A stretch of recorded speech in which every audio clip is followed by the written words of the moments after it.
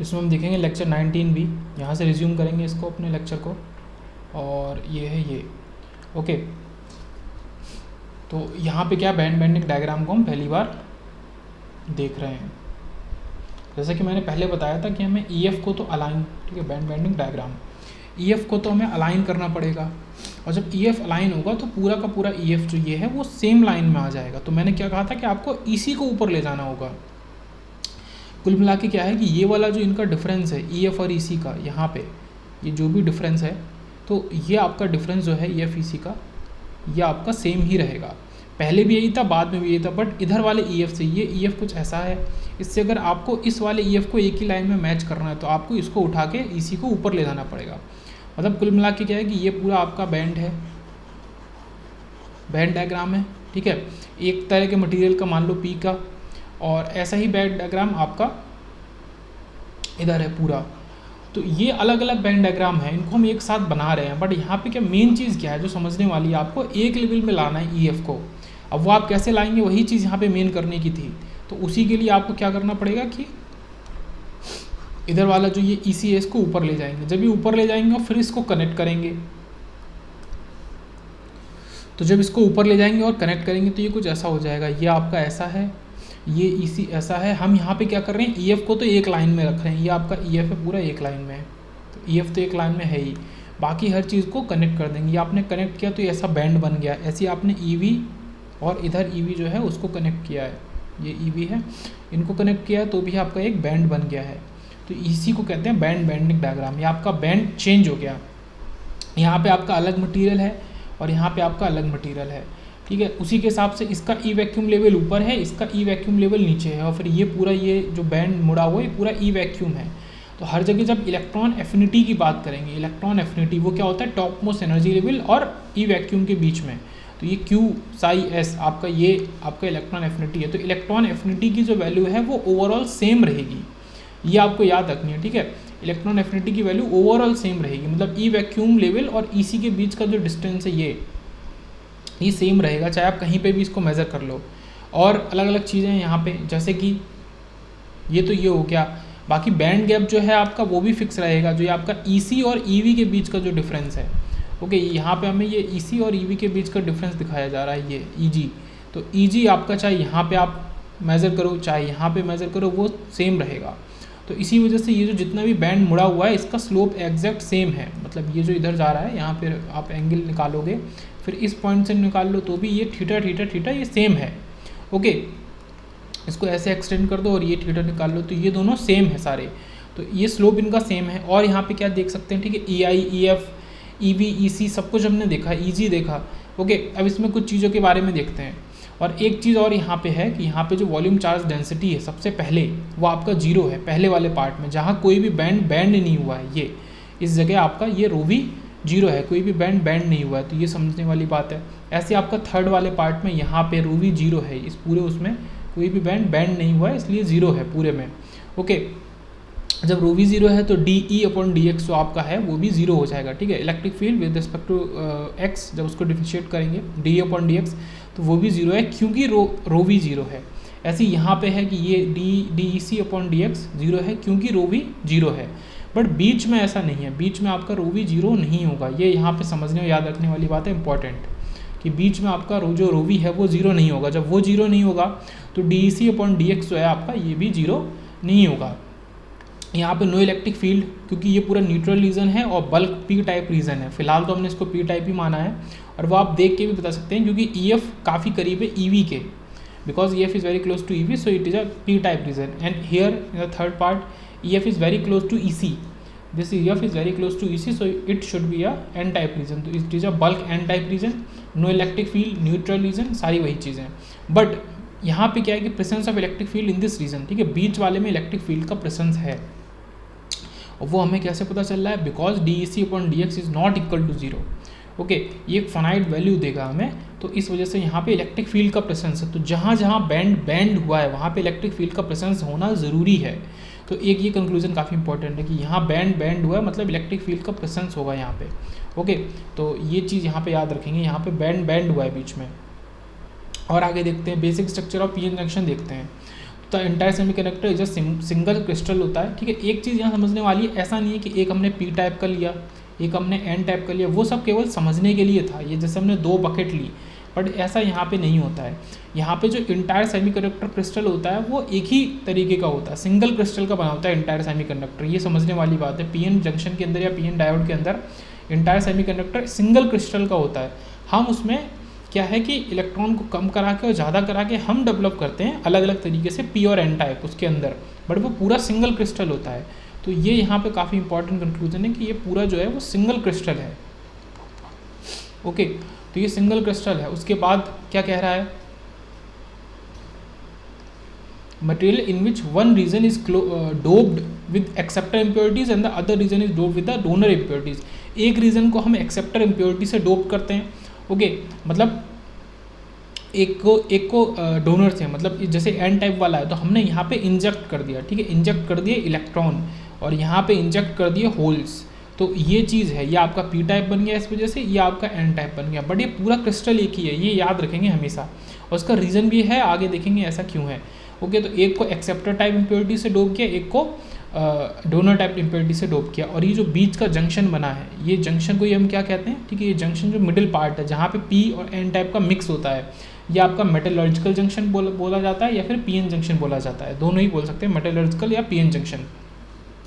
ये पूरा reason neutral type का रीजन है, ये न्यूट्रल बल्क एन रीजन है और ये न्यूट्रल बल्क पी रीजन है, तो ये यहाँ पे याद रखना है। और क्या है, यहाँ पे जो बहुत छोटा सा पॉइंट है कि जब यहाँ पे क्या है, मान लो कि इसके ऊपर होल थे, नेगेटिव वाले आयन के ऊपर ये होल थे और यहाँ इलेक्ट्रॉन थे, इनको डॉट से, इनको ओपन सर्किट से होल को शो किया, ठीक है, होल है और डॉट है। यहाँ पे क्या हुआ कि इनके बीच में रिकॉम्बिनेशन हो गया, ये होल, ये इलेक्ट्रॉन जाके इस होल में मिल गया, ऐसे ये इलेक्ट्रॉन इस होल में मिल गया, ऐसे ये इलेक्ट्रॉन इस होल में, ऐसे ये इलेक्ट्रॉन इस होल में, ये कुछ दूरी तक इन्होंने ऐसा किया।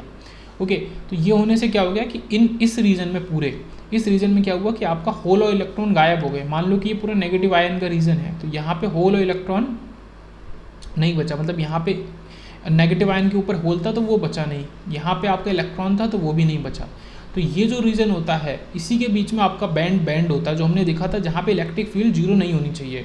ओके, तो ये वाला रीजन वो है बीच का रीजन। बाकी ये फिर न्यूट्रल रीजन है और ये वाला भी आपका, ये एन फॉर न्यूट्रल, तो ये भी आपका न्यूट्रल रीजन है, ये दोनों आपके न्यूट्रल रीजन है इधर के। यहाँ पे क्या है, ये कैसे आयंस है, इमोबाइल आयंस है, इनको इमोबाइल बोलते हैं क्योंकि ये मूव नहीं कर सकते, केवल चार्ज मूव करता है, कैरियर मूव करते हैं, चार्ज कैरियर्स, होल्स और इलेक्ट्रॉन मूव करते हैं। तो यहाँ पे आपके नेगेटिव इमोबाइल आयंस आपको मिलते हैं पी साइड में और पॉजिटिव इमोबाइल आयंस आपको कहाँ मिलते हैं, एन साइड में। तो ये चीज़ है, ठीक है, एन साइड में पॉजिटिव इमोबाइल्स आयन इनको कहते हैं, मिलते हैं, और आपका पी साइड में नेगेटिव इमोबाइल आयन आपको मिलते हैं।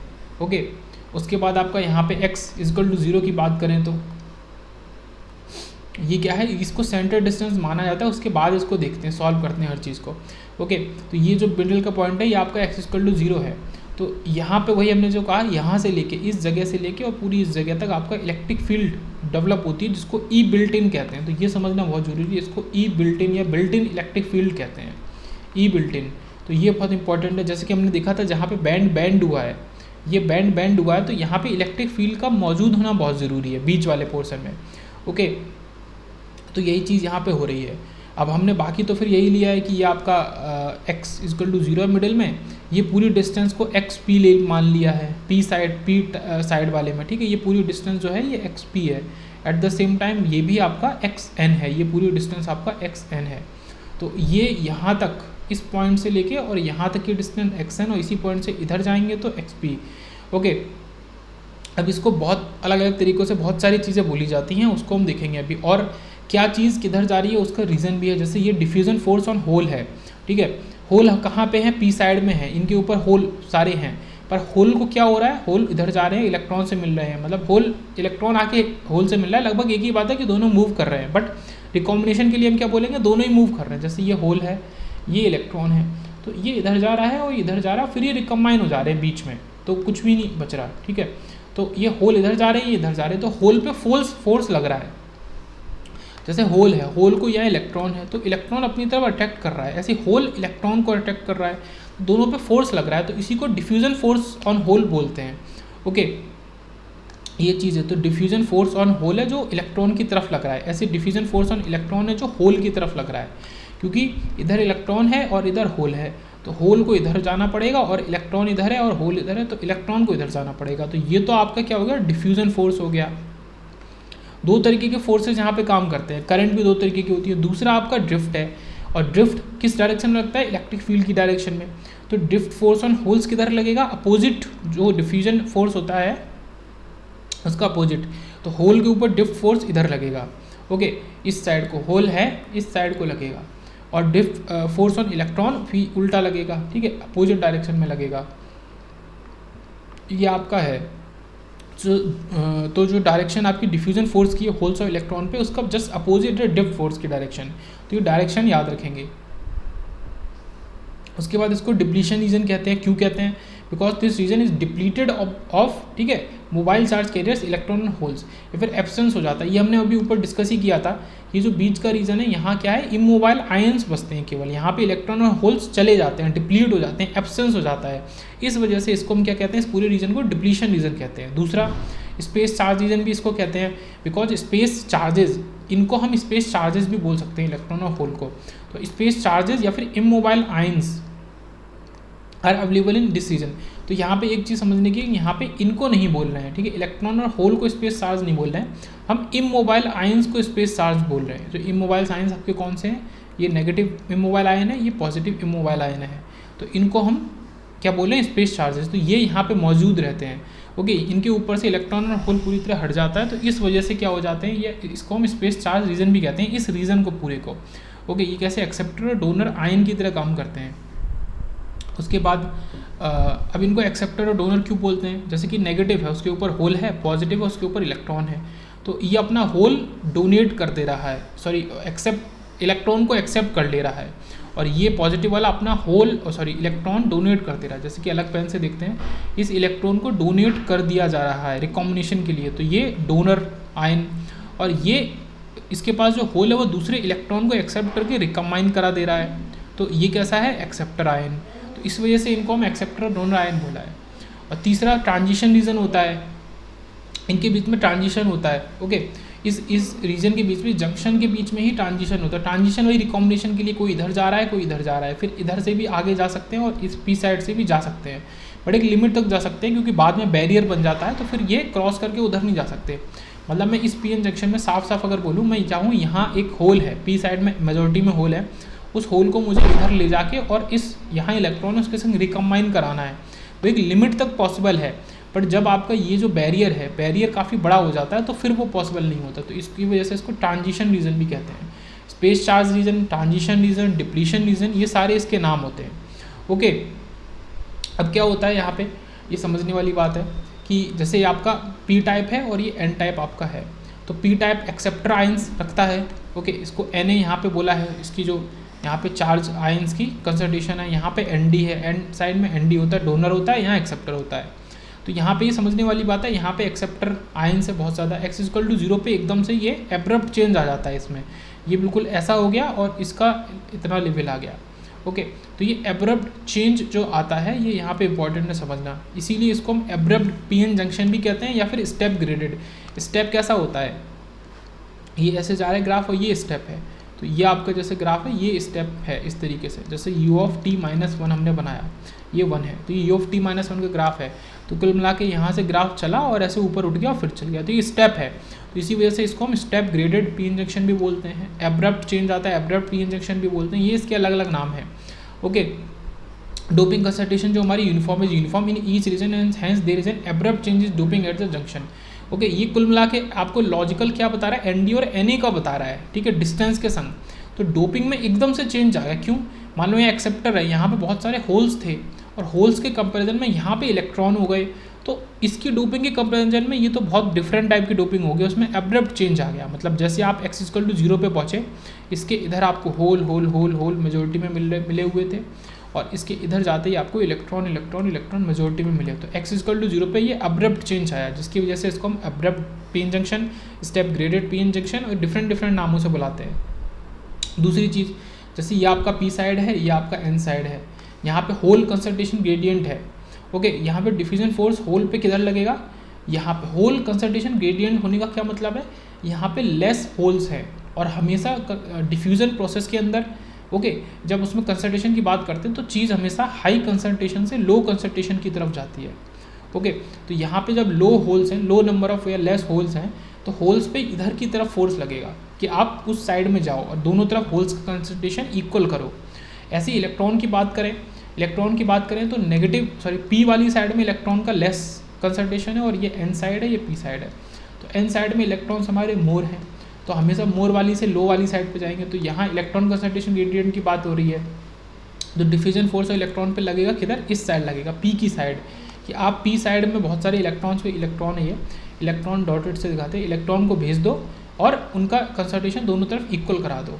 तो ये आपका डिफ्यूजन प्रोसेस लग रहा है या कंसंट्रेशन ग्रेडियंट वाला प्रोसेस लग रहा है। तो इस तरीके से ये डायरेक्शन भी जस्टिफाई करें कि ऐसी ही डायरेक्शन है तो क्यों है। और आगे देखते हैं PN junction under zero applied bias. तो पीएन जंक्शन का हमने बेसिक देखा, बैंड बेंडिंग देखी। अब जीरो अप्लाइड बायस की बात करते हैं कि जीरो अप्लाइड बायस अगर हम करें, कोई बाइसिंग ही नहीं करें, तो पीएन जंक्शन हमारा कैसा काम करेगा। There is no external applied potential across the PN junction, hence PN junction is under equilibrium. अगर इसमें कोई भी अलग से पोटेंशियल अप्लाइड नहीं है, इसका मतलब पीएन जंक्शन आपका इक्विलिब्रियम में है। So net current through the junction is equal to zero. तो इसकी वजह से जो नेट करंट होगी जंक्शन के थ्रू वो जीरो की इक्वल होगी। And the condition under the condition of thermal equilibrium, और इसी को हम थर्मल इक्विलिब्रियम भी बोलते हैं। तो पीएन जंक्शन में अगर आपने कुछ भी नहीं डाला हुआ है तो इधर से इधर जो करंट जा रही होगी वो जीरो होगी, या इधर से इधर जो जा रही होगी वो जीरो होगी। कोई भी प्योर एन हो सकता है। तो ये चीज़ यहाँ पे है हमारी समझने वाली कि अगर जीरो अप्लाइड बाइस है आपके पास पीएन जंक्शन में, तो आपका नेट करंट जो होगी, नेट करंट मतलब वो अपने अंदर अलग हो सकता है कि डिफ्यूज़न इधर जा रही है और एक इलेक्ट्रॉन वाला इधर जा रहा है, होल वाला इधर जा रहा है, और आपका ड्रिफ्ट इसी का अपोजिट जा रहा है, ये इधर जा रहा है और ये इधर जा रहा है। पर कुल मिला के जब आप देखेंगे तो ये जीरो होगा, ठीक है। आई टोटल जो इनका सम होगा वो सब कुछ मिला के जीरो होगा, जब तक हमने एक्सटर्नल बाइस अप्लाइड नहीं किया है। जैसे हम एक्सटर्नल बाइस को अप्लाइड कर देंगे तो आपका आ जाएगा, जैसे कि x इक्वल टू जीरो पे ये हमने पहले ही देखा कि इसी को मेटलर्जिकल जंक्शन बोलते हैं। मेटलर्जिकल जंक्शन है। यहाँ पे आपका इस पूरे जंक्शन के बीच में जहाँ पे आपके इमोबाइल्स आयन मौजूद हैं, यहीं पे आपका बैंड होगा और यहाँ पे ई बिल्ट इन आपका जनरेट हो जाएगी। तो ई बिल्ट इन जनरेट हो गई। अब ये हमने क्या निकाला है, Q/5BI। ये इंपॉर्टेंट है समझना, ये आपका अलग अलग जगह मौजूद है। ये अलग अलग जगह मौजूद है और एक Q5 है ना, Q5P अलग अलग है। ये तो आपको पता है वर्क फंक्शन है, तो इसको तो कोई दिक्कत नहीं, Q5N Q5P इसको तो छोड़ते हैं। दूसरा आपका जो ये Q5BI है, ये एक्चुअल में आपको क्या दिख रहा है कि ये N वाला साइड है और ये P वाला साइड है। तो N वाले साइड और P वाले साइड के EC के बीच में जो डिफरेंस है, मतलब इसका EC कितना ऊपर है इसके EC से, ये EC इधर है और ये EC इधर है, तो इसके EC से इसका EC कितना ऊपर है, वो डिफरेंस आपको क्या बताता है, Q/5BI को बताता है। अभी देखेंगे ये क्या है, बहुत इंपॉर्टेंट चीज़ है ये Q/5BI। तो यही एक्चुअल में आपका क्या होता है, बिल्ट इन पोटेंशियल भी होता है। जैसे बिल्ट इन इलेक्ट्रिक फील्ड है, ऐसी बिल्ट इन पोटेंशियल है। इसको कॉन्टैक्ट पोटेंशियल भी बोलते हैं और बैरियर पोटेंशियल भी बोलते हैं और इसी को डिफ्यूजन पोटेंशियल भी बोलते हैं। तो ये काफ़ी इंपॉर्टेंट वाला पार्ट है कि ये सारी चीज़ें आपका क्या होती है, built in potential, contact potential, barrier potential और डिफ्यूजन पोटेंशियल। तो ये जो Q/5BI जनरेट होता है, और ये कितना है, N साइड में EC कितना है और उसके कितने ऊपर P साइड में EC की वैल्यू है। तो ये जो डिफरेंस है इसी को हम Q/5BI बोलते हैं। या फिर आपका बैंड के बीच में जो ये बैंड जनरेट हो रहा है, उसके बीच में और आपका जो लो वाला वैल्यू है इसके बीच में कितना डिफरेंस है, ठीक है। ये आप देख रहे हैं, ये पूरा Q/5BI है ये। तो इधर का ये जो बैंड है, इस पॉइंट पे मान लो ले लो ये पॉइंट, और ऐसे ही नीचे इधर पॉइंट ले लो, तो इनके बीच में जितना डिफरेंस है वो भी Q/5BI के इक्वल ही होगा। So the intrinsic Fermi level is equidistance from the conduction band edge through the junction. तो जो इंट्रिंसिक फर्मी लेवल है जो कि EI है, वो इक्वी डिस्टेंस है कहाँ से, from the conduction band edge through the junction के थ्रू, और पूरा कंडक्शन बैंड एज से, मतलब कुल मिला के बात हो रही है इसकी, ये EC जो है और ये जो EI है, तो ये हमेशा इक्वी डिस्टेंस है। ये इक्वी डिस्टेंस है यहाँ पे भी, और EC और EI यहाँ पे भी ये इक्वी डिस्टेंस है। एक तो ये बात बोली, वो देखने से भी पता चल रही है, यहाँ पे हर चीज़ एकदम सही है, बट यहाँ पे स्लोप आ गया है। जितना स्लोप आया उतना इसको झुका दिया, बट जो डिफरेंस है EC EV का, EC EF का, EC EI का, वो एग्जैक्टली सेम ही है, पहले भी और बाद में भी। यहाँ समझने वाली बात है, क्योंकि ऑब्वियसली बात है P साइड है, यहाँ पे EI EF के ऊपर है, क्योंकि ये एन साइड है, यहाँ पे ई आई ई एफ के नीचे चला गया है, एक तो ये अलग पॉइंट है। ओके, तो यहाँ पे और क्या है, आपका जो मिडिल पॉइंट आएगा एक्स इक्वल टू जीरो, यही एक्स इक्वल टू जीरो है आपका ये वाला पॉइंट। तो एक्स इक्वल टू जीरो के पहले देखेंगे तो यहाँ पे देखो ई आई आपका ई एफ के ऊपर है और एकदम उसके पास आता जा रहा है, और फिर यहाँ उससे दूर जाता जा रहा है। तो ये चीज़ और इम्पॉर्टेंट है कि ये ई एफ और ई आई के बीच का रिलेशन है कि पास आता जा रहा है, दूर जाता जा रहा है। ओके, ये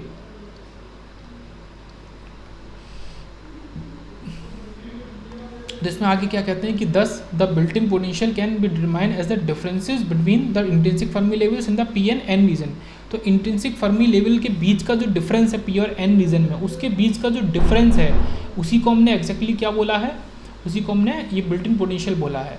कुल मिला के यहाँ पे देखो ये वाला पॉइंट निकल के आया कि यहाँ पे ये जो जितना इसके ऊपर ये जो है क्यू फाइव पी और क्यू फाइव एन, तो इन्हीं को अगर आप जोड़ दोगे ओके, तो ये आपका क्या दे देगा, क्यू फाइव बी आई को दे देगा। इसको हम आगे अभी देखेंगे भी। ओके, और यही चीज़ यहाँ पे बोलिए कि डिफरेंसेस बिटवीन किसके बीच में, इंट्रिंसिक फर्मी लेवल मतलब ई आई के बीच में, in the N region and the P region, मतलब ई आई एन रीजन वाले ई आई से और पी रीजन वाला ई आई कितना है, देखो ये आप साफ साफ देख सकते हो कि एक तो ये डिस्टेंस है पूरी ये, और इधर फिर से इतनी डिस्टेंस है। जब इन दोनों को एक साथ जोड़ दोगे, ये और ये डिस्टेंस को एक साथ जोड़ दोगे, तब आपको इधर का ई आई और इधर के ई आई के बीच में कितना डिफरेंस जनरेट हो गया वो आपको पता चल जाएगा। मतलब विद टाइम विद बेंडिंग कितना डिफरेंस जनरेट हो गया है दोनों तरफ के ई आई के बीच में, वो आपको कौन बता रहा है, क्यू फाइव बी आई बता रहा है। और वो किसके और इक्वल है, वो एक तरफ क्यू फाइव पी के इक्वल है, ये आपका क्यू फाइव पी, और एक तरफ क्यू फाइव एन के इक्वल है। तो क्यू फाइव बी आई किसके इक्वल हो गया, दोनों के सम के इक्वल हो गया। इसको यहाँ लिख भी सकते हैं कि Q phi B I equal to Q phi P plus Q phi N. तो ये कर स्टेटमेंट भी करेक्ट है अपने आप में। उसके बाद आगे देखते हैं, this building potential across the junction okay can't be measured with a voltmeter because new potential barrier will be formed between the probes and the semiconductor that will cancel 5bi। क्योंकि आप जैसे ही इसमें क्या है कि आप ये कह रहे हैं कि ये जो बिल्ट इन पोटेंशियल जो जनरेट हुआ है आप उसको मेज़र नहीं कर सकते। क्यों, जैसे आप इसमें वोल्टमीटर लगाएंगे, जैसे प्रोब लगाएंगे, तो उसकी लगाने की वजह से नया पोटेंशियल बैरियर इसमें जनरेट हो जाएगा, और जैसे ही नया पोटेंशियल बैरियर जनरेट हो जाएगा तो जो हम ऑलरेडी मेजर करना चाहते थे पुराना वाला 5 बिल्ट इन ओके 5bi, तो अब उसको मेजर नहीं कर सकते। ठीक है, new potential barrier will be formed when the probes and the semiconductor that will cancel 5bi। ठीक है, तो ये दोनों मिला के मतलब कुल मिला के आपके प्रोब लगाने से, प्रोब और सेमीकंडक्टर के बीच में प्रोब लगाने से एक पोटेंशियल जनरेट होगा और जो 5bi को कैंसिल कर देगा, मतलब v minus 5bi equal to 0। तो आपको कुछ मेज़र मिलेगा ही नहीं। तो ये यहाँ कहने की बात है, आप इसको मेज़र नहीं कर सकते। द पोटेंशियल 5bi, ठीक है 5bi की बात कर रहे हैं, maintains equilibrium so no current is produce by this voltage. और ये इक्विलिब्रियम को मेंटेन करता है, तो जब तक ये जनरेट है 5bi तब तक कोई वहाँ पे करंट फ्लो नहीं कर रही। मतलब कुल मिला के वही बात घूम फिर के आ रही है। और अगर आपने एक्सटर्नल बायस अप्लाई नहीं किया, ये वाला जो केस था, तो एक्सटर्नल बायस आपने अप्लाई नहीं किया, उसमें करंट जाएगी, डिफ्यूजन करंट जनरेट होगी और ड्रिफ्ट जनरेट होगी, अलग अलग डायरेक्शन में जाएंगी, पर आई टोटल 0 ही रहेगा। उसमें 5bi भी जनरेट होगा पर फिर भी आई टोटल 0 ही रहेगा। तो ये यहाँ पे इंपॉर्टेंट बात है समझने की। अब यहाँ पे calculation of built in potential करते हैं, उसका फॉर्मूला आपका है ओके, और ये ओवरऑल आपका 0 ही होता है। तो इसको 5bi भी बोल सकते हैं या फिर vbi भी बोल सकते हैं, V built in potential vbi। तो बैंड डायग्राम से हमने क्या देखा था, इसको हमने पहले डिस्कस कर लिया कि 5bi इक्वल टू q5p और q5n। तो कुल मिला के ये क्वेश्चन इंपॉर्टेंट है यहाँ की वन कि q5bi किसके इक्वल हो गया, q5p और q5n, सॉरी q तो घट ही गया, 5bi equal to 5p plus 5n के इक्वल हो गया। इक्वेशन 1 हो गई। और फ्रॉम द डायग्राम अगर हम p साइड की बात करें तो q5p किसके इक्वल है देखते हैं। अभी q5p जो था वो ei और ef के बीच का डिस्टेंस थी ओके, ये आपको दिख रहा होगा, ये यहाँ पे लिखा है। तो ये ऊपर क्या है, ये ei है और नीचे ef है, इनके बीच में कितना डिस्टेंस है, वो q5p है। ऐसे ही यहाँ पे भी सेम है कि ef और ei के बीच में, बट यहाँ पे उल्टा लिखते हैं, ef माइनस ei लिखते हैं और यहाँ पे हम ei माइनस ef लिखते हैं, क्योंकि यहाँ पे ei बड़ा है और यहाँ पे ef बड़ा है। तो ei और ef का डिफरेंस है एक्चुअल में, बट किससे किसको माइनस कर रहे हैं उसमें चेंज है। p साइड में ei से माइनस कर रहे हैं और n साइड में ef से माइनस कर रहे हैं okay. In p region hole concentration है, thermal equilibrium is given by. तो होल कंसंट्रेशन की अगर बात करें तो p नॉट या p equal to ni e raise to ei minus ef upon kT के इक्वल होता है। बट ये p o जो है ये एक्सेप्टर इम्प्योरिटी के इक्वल है, ठीक है। Hole concentration is equal to acceptor और electron concentration is equal to donor impurities. तो ऐसे ही एन नॉट की बात करेंगे, यहाँ पे N naught is equal to N I E raise to E F minus E I upon K T, और यहाँ पे E I minus E F is upon K T है। तो जो हमने यहाँ पे ये लिखा है ई आई माइनस ई एफ, तो उसी को फिर उठा के यहाँ पे भी यूज़ किया है। ऐसे ही जो हमने यहाँ ई एफ माइनस ई आई लिखा है, तो उसी को उठा के फिर हमने यहाँ यूज़ किया है।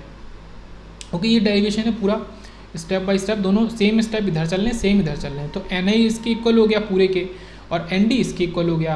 अब हम ई आई माइनस ई एफ जो निकालते हैं डिफरेंस, तो उसका फॉर्मूला हमारा रहता है K T L N N A upon N I और K T L N N D upon N I.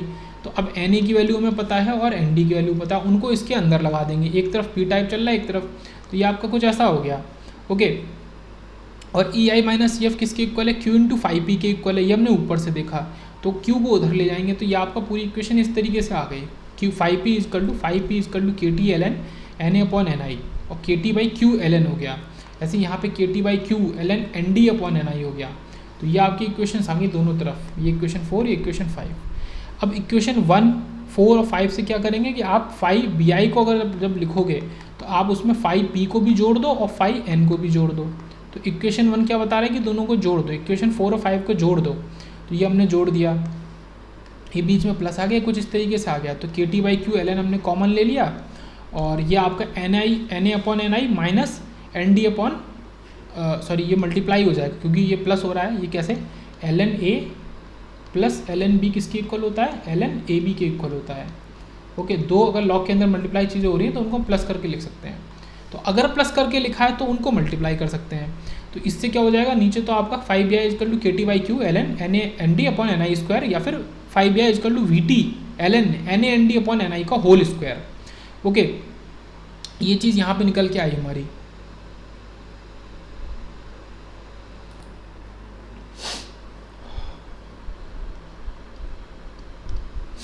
तो यहाँ पे हमने 5 B I is equal to V T, ठीक है, इस पूरे को हम लिख सकते हैं वी टी, थर्मल वोल्टेज, ये सबको पता है, we T is equal to K T by Q.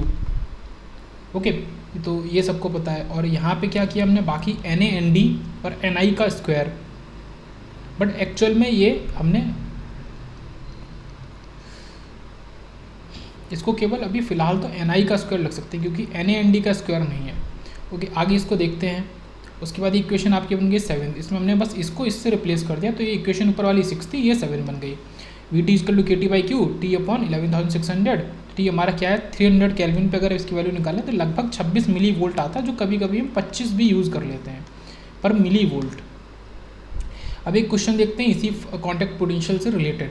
Okay, और यहाँ पे जो ये गलती है, इस गलती को देखेंगे कि यह आपका जो स्क्वायर है, ये स्क्वायर एक्चुअल में इसके ऊपर नहीं है, केवल एन आई के ऊपर ही रहेगा क्योंकि एन ए एन डी का कोई होल स्क्वायर नहीं है। तो यहाँ पे सब कुछ मैंने पहले लिख लिया है कि अब एन एबडेट पी इंजेक्शन की बात कर रहे हैं एट 022, तो ये भी ज़रूरी था देना। Has dopant concentration N A दे दिया है आपको अलग से और एन डी दे दिया अलग से, टी दे दिया 300 केल्विन। तो इसको तो यूज़ मतलब इसको यूज़ क्या करेंगे, स्टैंडर्ड यही होता है, तो सारी वैल्यूज हमने इसी पे निकाल रखी हैं। For silicon at T is equal to 300 kelvin assume N I is equal to N I की वैल्यू दे दी है। What will be the value of contact potential. तो contact potential, barrier potential, built in potential, ये हमने क्या देखा था, सब एक ही होता है। ऊपर देखा था, कहाँ पे लिखा हुआ था, ये सारे, ठीक है। ये बिल्ट इन, कॉन्टैक्ट, बैरियर और डिफ्यूजन भी इसको बोलते हैं। तो कॉन्टैक्ट पोटेंशियल आपको बताना है, उसका फार्मूला हमने निकाल ही लिया है। तो उसके फार्मूले में हम यहाँ लगा देंगे कि 5 B I is equal to V T या फिर के टी बाई क्यू, एक ही बात है दोनों, L N N A N D upon N I square. तो ये पॉइंट, क्योंकि 26 मिली वोल्ट है तो 0.026 हो गया एल एन, ये अपने एन ए लगाया, ये एन डी लगाया, ये नीचे एन आई का स्क्वायर कर दिया। तो सॉल्व करके आपका 0.68 वोल्ट आ गया। तो आसान क्वेश्चन है। तो 5 बी आई आप डायरेक्ट ऐसे निकाल सकते हैं, फॉर्मूला बस याद रहना चाहिए। तो 5 B I is equal to V T L N N A N D upon N I square, ये इंपॉर्टेंट फार्मूला यहाँ पे हम यूज़ कर रहे हैं। ओके, आगे बढ़ते हैं। अब इलेक्ट्रिक फील्ड की बात आती है और उसके बाद फिर आपका, ठीक है, इलेक्ट्रिक फील्ड का पूरा टॉपिक है, इसको देख लेते हैं, फिर नेक्स्ट लेक्चर पे चलेंगे। तो इलेक्ट्रिक फील्ड आप अगर बात करें तो हमने ये पहली बात कर ली कि इस जगह इलेक्ट्रिक फील्ड जनरेट होगी, जिसको जो पोटेंशियल जनरेट हो रहा है 5 बी आई, तो वहीं पे, ठीक है, जंक्शन के अंदर। तो ये हमने बात करी। अब यहाँ पे नेगेटिव इमोबाइल आयन है, बट ये किस तरीके के नेगेटिव हैं। यहाँ पे किस तरीके के इमोबाइल आयन है, पॉजिटिव आयन है। तो ये यहाँ पे इंपॉर्टेंट चीज़ है कि जब आप इस साइड में जाएंगे तो ये पूरा आपका रीजन पॉजिटिव रहेगा क्योंकि पॉजिटिव इमोबाइल आयन है। और जैसे ही आप x इक्वल टू 0, ये क्या है x इक्वल टू 0, ये पॉइंट, ये x इक्वल टू 0, आप इसको क्रॉस करेंगे ये आपका नेगेटिव आ जाएगा। और ये डिस्टेंस कितनी है, ये आपका जंक्शन कहाँ से कहाँ तक बनेगा, x इक्वल टू xn तक बनेगा, ये हमने ऊपर देखा था। और इधर x इक्वल टू xp तक बनेगा, बट क्योंकि नेगेटिव साइड में ये क्या इस तरीके से एक्सिस है, इधर नेगेटिव है इधर पॉजिटिव है, ऊपर पॉजिटिव है नीचे नेगेटिव है, तो ये आपका x equal to minus x p हो जाएगा। तो ये भी याद रखेंगे। अब चार्ज की बात करते हैं। अब ये जो वैल्यू है पूरी हाई वाली वैल्यू है, ये वाली, ये पूरी की पूरी वैल्यू जो आपकी है ये आपकी plus Q into N D रहेगी। ठीक है, एन डी क्या है, इतने कंसंट्रेशन है और एक चार्ज का एक मतलब जो भी कैरियर है उसका चार्ज कितना होता है क्यू। ठीक है, मान लो एन डी मतलब कितने हैं 3 इंटू 10⁻10 है, इतने कंसंट्रेशन में आपके चार्ज है, तो एक का चार्ज कितना है क्यू, तो टोटल का चार्ज कितना हो गया 3 इंटू 10⁻10 इंटू क्यू। तो वही चीज़ हमने यहाँ पे करी है कि plus Q into N D और यहाँ पे minus Q into N A, क्योंकि नेगेटिव चार्ज है। तो ये जो पूरी लेवल है इसका ये चार्ज की वैल्यू बता रहा है, ऐसी इधर ये पूरी पॉजिटिव इस चार्ज की वैल्यू बता रहा है। तो इसी के साथ में हमारा इलेक्ट्रिक फील्ड जनरेट होता है। पहले तो हमने चार्ज डिस्ट्रीब्यूशन, इसको हम एक्चुअली में बोल सकते हैं ये सब टॉपिक आपका क्या है, चार्ज डिस्ट्रीब्यूशन का सब टॉपिक है। तो इसको हमने चार्ज डिस्ट्रीब्यूशन मान लिया, उसका डायग्राम हम बना रहे हैं। तो यहाँ पे चार्ज डिस्ट्रीब्यूट हुआ है कुछ इस तरीके से। Okay, minus Q N A क्या है आपका एक्सेप्टर्स इंटू माइनस क्यू, और ये इसकी यूनिट क्या होती है आपका जितने एक्सेप्टर है पर सेंटीमीटर क्यूब, मतलब नंबर ऑफ इलेक्ट्रॉन या फिर नंबर ऑफ होल पर सेंटीमीटर क्यूब होता है आपका एन ए या फिर एन डी। ओके, ये एन डी है पर इलेक्ट्रॉन, और नंबर ऑफ इलेक्ट्रॉन आपका नंबर ऑफ होल की अगर बात करें पर सेंटीमीटर क्यूब वो आपका एन ए है, और नंबर ऑफ इलेक्ट्रॉन आपका एन डी है, ये आपका एन डी है और ये आपका एन ए है। तो ये चीज़ है यहाँ पे। ऐसी क्यू एन डी क्या है, डोनर्स पर सेंटीमीटर क्यूब और इंटू प्लस क्यू, और ये इंटू माइनस क्यू। तो कुछ यहाँ पे एक्स्ट्रा खास चीज़ नहीं थी। तो इसी को हम क्या बोलते हैं, चार्ज की डेंसिटी बोलते हैं। तो minus Q into N A और plus Q into N D, यही आपका रोवी है। रोवी हमने कहा पॉइजन इक्वेशन में यूज़ किया था ऊपर, क्योंकि जब गॉस लॉ की बात आई थी, इसको फिर से देखेंगे नीचे। तो यह कहाँ से कहाँ तक है, एक्स इक्वल टू 0 से लेके उससे माइनस एक्स पी तक जाएंगे तो आपको ये एन ए वाला मिलेगा, और 0 से प्लस एक्स एन तक जाएंगे तो आपको एन डी मिलेगा। क्यों, क्योंकि आपने देखा था इस साइड एन था इस साइड पी था, तो एन ए के लिए माइनस में जाना पड़ेगा और एन डी के लिए प्लस में। जब आपने इसी तरीके से कन्वेंशनली मतलब ऐसा लिया है कि आपका पी एन जंक्शन है तो इधर है ना, इधर पी है, तो ये चीज़ हो गई। अब the electric field can be determine from the Poisson equation, जो हमने पहले भी देखी कि डी अपॉन डी एक्स के इक्वल है, rho V by epsilon S के इक्वल है। एप्सिलॉन या epsilon S equal to epsilon R S, relative आपका जो है परमिटिविटी, और एप्सिलॉन नॉट के इक्वल है। तो epsilon R into epsilon naught, तो ये आपका क्या हो गया, दोनों तरफ हमने क्या किया इंटीग्रेशन कर दिया। तो इंटीग्रेशन ऑफ डी और इधर rho V upon epsilon S का integration with respect to D x.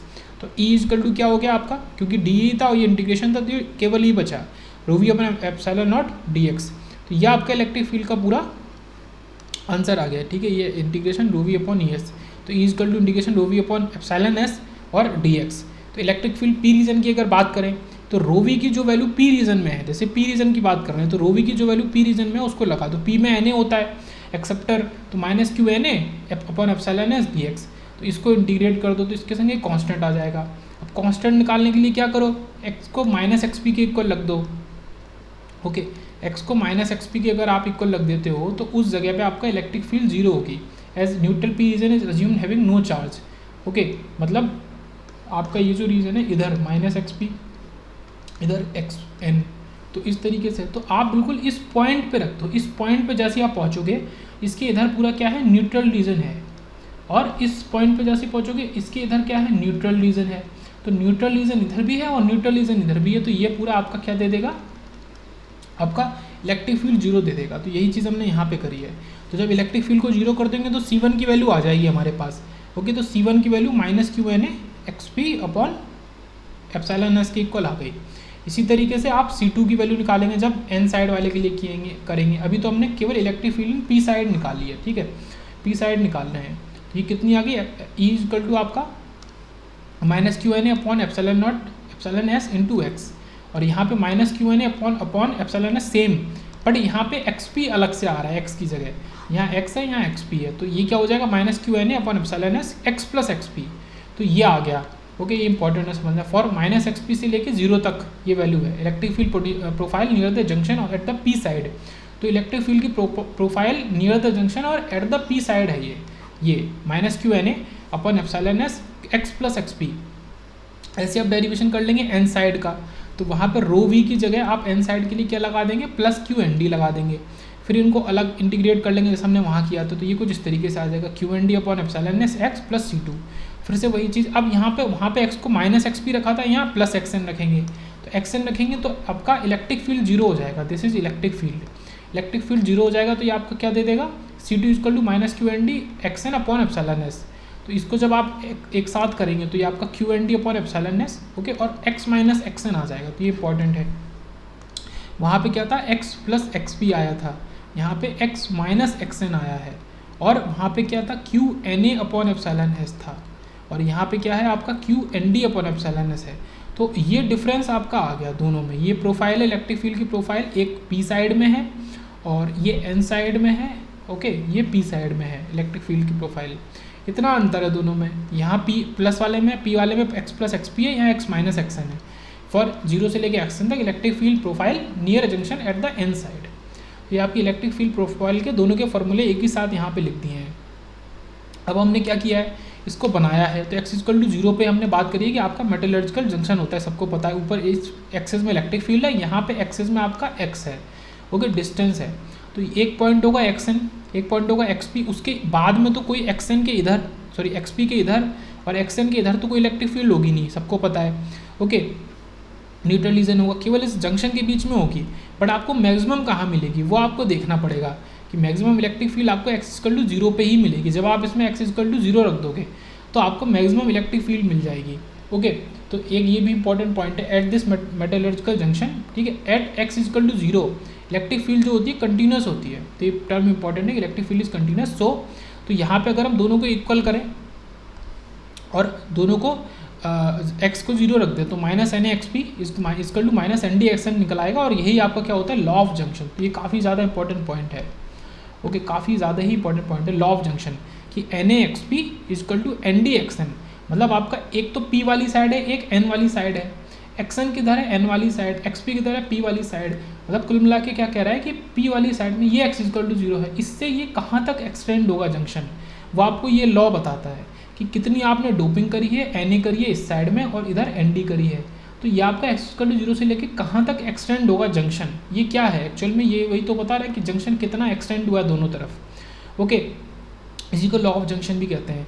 ये आपका ग्राफ है, कुछ उसका स्लोप ऐसा होता है और ये आपका ऐसा एक्सटेंड करेगा, मैक्सिमम वैल्यू तक जाएगा पी साइड में, ये पी साइड है, ये एन साइड है, और एन साइड में फिर आपका ऐसा बढ़ता हुआ जाएगा, और ये आपका स्लोप नेगेटिव है और इधर आपका स्लोप पॉजिटिव है, ओके। तो ऐसा जा रहा है और जाके जीरो पे जुड़ जाएगा। तो ये आपका इलेक्ट्रिक फील्ड की प्रोफाइल होगी जंक्शन के अराउंड। ये भी इंपॉर्टेंट है समझना, इसका ग्राफ समझना इंपॉर्टेंट है। तो उसके बाद बात करते हैं, अच्छा यहाँ पे क्या है, नंबर ऑफ नेगेटिव आयंस पर सेंटीमीटर क्यूब है और इनटू सेंटीमीटर है। इसकी यूनिट देखते हैं, क्यों, देखो एन ए क्या है, नंबर ऑफ आयंस पर सेंटीमीटर क्यूब, और एक्स पी क्या है, एक्चुअल में एक्स पी तो डिस्टेंस है, डिस्टेंस की यूनिट सेंटीमीटर। तो ये क्या बन जाएगा, number of negative ions per unit area या सेंटीमीटर स्क्वायर एरिया। तो कुल मिला के ये जो इनकी वैल्यू मिलेगी हमें इसको सॉल्व करके, वो क्या हो जाएगा, नंबर ऑफ नेगेटिव आयंस या फिर positive ions per unit area मिलेगा हमें, ओके। तो above relation states that number of negative charges per unit area in the P side is equal to the number of positive charges per unit area at the N side. तो कितने charges हैं negative charges in P side per unit area, वो किसके इक्वल है, number of positive charges per unit area at the N side. ये law of junction है, ये काफ़ी इंपॉर्टेंट है।